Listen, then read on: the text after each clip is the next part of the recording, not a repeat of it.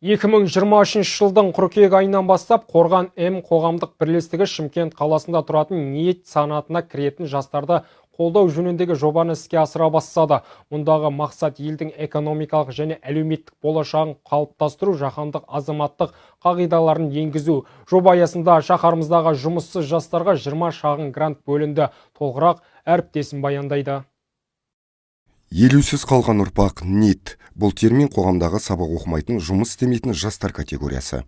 Қазіргі таңда оқу білімге талпынбайтын, еңбек етпейтін жұмыссыз тұрғындар да бар. Ал мемлекет осы олқылықтардың орнын толтыру үшін тың жобаларды жүзеге асыруда. Солардың бірі жастарды қаржылай қолдау. Қаламызда 8 жоғарғы оқу орны, 38 колледж бар. 2023-2024 оқу жылында осы қаламыздағы университеттер мен колледждердегі оқитын студенттердің саны 125 мыңға жуық студентті құрап отыр. Сонымен қатар осы жастардың арасында НИет санатындағы жастар, жалпы НИет ұғымы деген осындай бір термин бар. Бұл НИет жастары дегеніміз экономикалық, әлеуметтік немесе саяси сипаттағы әртүрлі жағдайларға байланысты еш жерде жұмыс жасамайтын, еш жерде оқымайтын жастардың тобын айтамыз. Жалпы енді осы НИет санатындағы жастарға мемлекет тарапынан жалпы қоғамда көптеген қолдаулар көрсетіліп жатады. 2023 жылы осы жастар ресурстық орталығының статистикалық талдау жүргізуіне байланысты 29807 жастың тізімі жасақталып, осы жастармен тікелей телефон арқылы сұхбат беріліп, олармен тікелей жұмыс жүргізілді.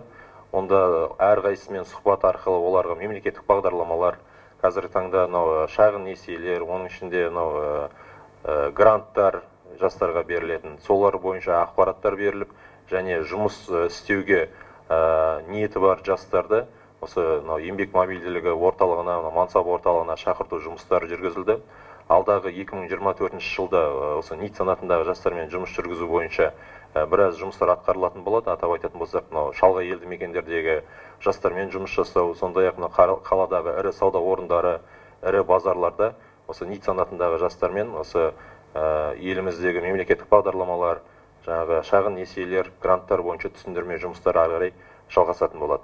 Ағымдағы жылы жергілікті қоғамдастықтардың әлеуметтік мәселелерін шешуге бағытталған ниет санатындағы жастардың әлеуметтік жобаларына 1 миллион теңгеге дейін шағын грант беру жоспарлануда. Үміткерлерден өтімдерді қабылдау 2024 жылғы 25 наурыздан басталып, 2024 жылғы 24 сәуірге дейін жалғасады. Іріктеу нәтижелерінің қорытындысы 2024 жылы 15 мамырда шығады.